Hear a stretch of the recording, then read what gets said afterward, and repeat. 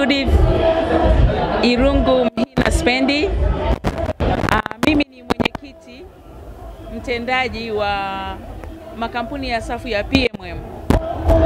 Leo hii niko hapa kuadhimisha siku ya nyuki duniani na nimepata tuzo kutokana na kushiriki katika kuleta ushindi Tanzania kuwa mwenyeji wa Apimondia mwaka 2027. Kati ya makampuni yangu tuna kampuni moja inaitwa PMM Apiaries. Tunafuga nyuki, tunayo mizinga 500 kwenye msitu wa Sikonge. Tunategemea kuwa na mizinga 500,000 ifikapo mwaka 2030.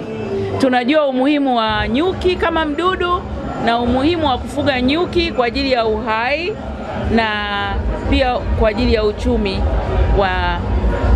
wa Tanzania.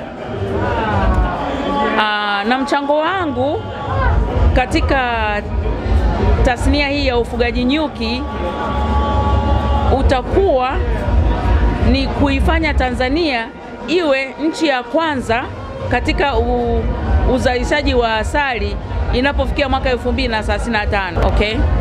Mimi ni mwana mazingira na najua tuna strategies ambazo zitafanya uzalishaji asali uongezeke Tanzania kwa kuajiri vijana wote, kwa sababu Tanzania population ni milioni 60, lakini katika milioni 60 hiyo pasenti 50 ni vijana.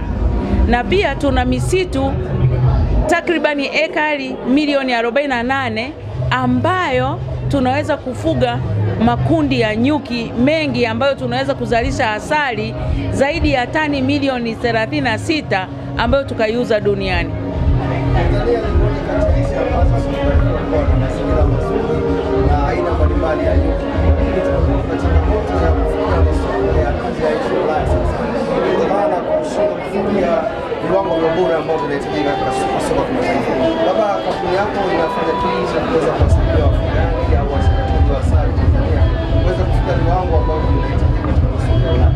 Kwa sasa tunatoa elimu bora kwa vikundi mbalimbali ambavyo viko katika misitu ya Tabora, jinsi ya kufuga nyuki kitaalamu na uvunaji wa asali kitaalamu, sio kutumia ile mtindo wa zamani wa kugema asali kwa kutumia moto. Sasa hivi tunatumia mitindo ya kisasa ya uvunaji wa asali.